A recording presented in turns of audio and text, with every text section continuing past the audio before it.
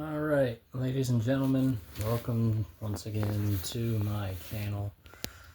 Welcome to another video. Hopefully you can hear me all right on this one. I do not have my headphones in, so hopefully the audio is coming in okay.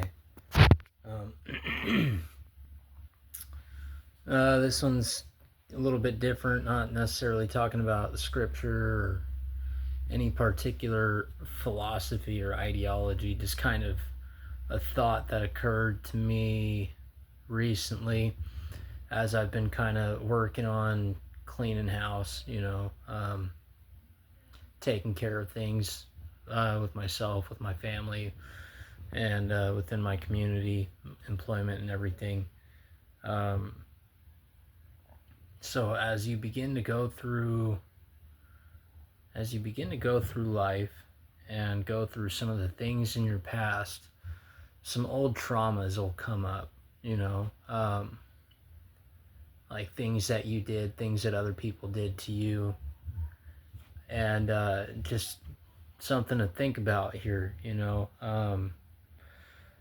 like a kid, a little toddler, baby, grown adult that wears diapers, or any particular person in general, they create a mess in their pants, for example. If they sit in that mess, it begins to cause issues. First starts cause a rash. The rash leads to decay of the skin, which leads to a festering wound, right? And a festering wound, if left untreated, leads to an infection that corrupts the entire individual.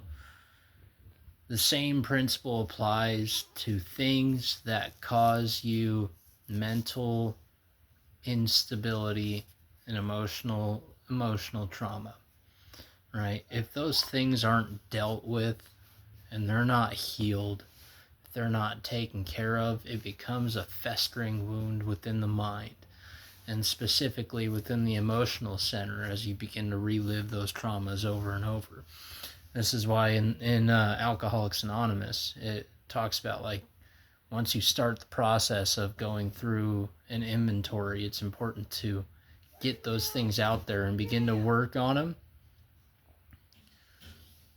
Right? So, like, as you, say, go through a 4th step and you remember some things that you did to somebody else that caused you a lot of grief, say, like, for example, in my own personal testimony, like when I was dealing with my own addiction issues, like, I wasn't shy about fucking stealing from people, and some of the things that I stole and the people who I stole from, like, when I got sober, it was like looking back at that with a clear perspective. It's like, what the hell was I doing? And it created a lot of guilt and shame within my own thinking. And it's not to say that the guilt and the shame aren't there for a reason. It's kind of like pain. It's meant to tell you something's not right, But if you sit there and you fester and you let that guilt and that shame just kind of surround you, and you sit there and let it build without actually doing anything to remedy the situation, it begins to create a mental wound that gets bigger and bigger. Then eventually it can lead to corruption of your whole individual self. You start to talk shit on yourself, and it's like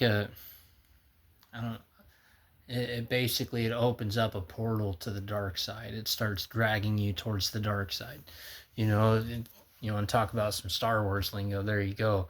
Like, once that fear and that guilt, shame, remorse starts setting in, and if you don't do anything to remedy that situation, it's like a wound that just starts to get bigger. It's like an infection, If you don't do anything to remedy that, if you don't take care of it, if you don't apply the bandage or whatever, and you don't, keep it dressed properly, you don't clean it out and take the steps and proper precautions to make sure that the wound heals and it doesn't happen again, problems are going to arise from that. you know, mentally. Like if you keep doing the same things over and over that are leading to a guilty conscience, then eventually that's going to reinforce that behavior. It's going to create a problem where even when you don't want to do that, it becomes a habit. And so that's why it's important to watch the way that you think. Become conscious of the way that you think, become conscious of your emotional response to that, become conscious of the things that you're doing, even if they're not repetitive, even if it's just reacting to how somebody talks to you. It's important to be conscious of these things so that way you can work on how you program your subconscious mind, how you train that dragon. Because ultimately, if you don't, and you program your subconscious to go in that direction, to go left, and your conscious mind wants to go right, it creates a schism within the mind, cognitive dissonance. And there's some disharmony going on, duality, right? And from personal experience, that's not something that's a fun experience. It's not something fun to go through. To some people it might be, if you're fucking insane, but you can learn a lot from it for sure. But point being is, like, once you build up a habit, trying to break it like that, it takes a lot of conscious effort. It takes a lot of consciousness, being aware of what you're doing, right? So when it comes to those things that lead to the guilty conscience, you have to be aware of what it is that's causing that. If X leads to Y and Y is that guilty conscience, you got to watch out for that behavior of X and just not do that. It seems pretty simple, but it's not always the easiest thing to do. Speaking again from experience, but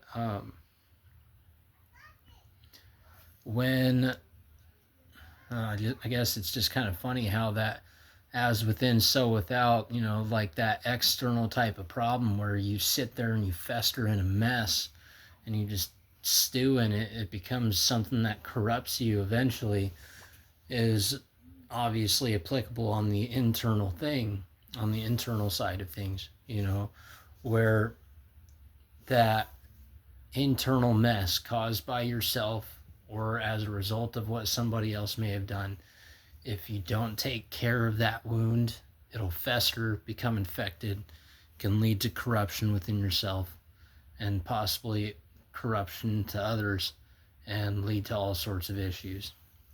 We're hurt people, and it just creates this kind of ripple effect. And so when it comes to bringing things back into harmony, first you got to work on that internal problem, and once you get that internal problem figured out and you deal with it with an internal solution, because you can't apply an external solution to an inward problem. You can't. You can't put a band-aid on a bullet wound and expect it to stop bleeding, nor can you freaking take some sort of pill that's gonna magically just change your behaviors, right? Or your way of thinking. You have to do the work. You have to work on the inward problem first, right? You can have that EpiPen every time that you eat shellfish if you're allergic, but if it's a problem of you keep eating the shellfish, because you're not learning the lesson, deal with the internal problem first. But when it comes to dealing with the festering wounds, internal and external, it takes time, it takes attention, it takes care, it takes some consciousness. You have to be aware of what led to the problem. You have to be aware of the solutions and how to properly address and take care of those problems. And then from there, you can do something about it. And then from there, if preventative maintenance is your thing in regards to that, you can continue to do that, which it's a good thing, but it's also, I would advise against like rigid, like